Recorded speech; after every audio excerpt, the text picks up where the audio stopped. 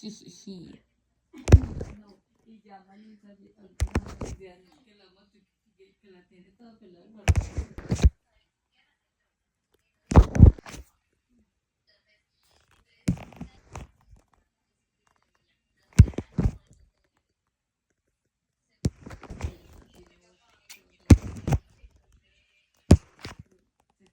moto que es del país, es como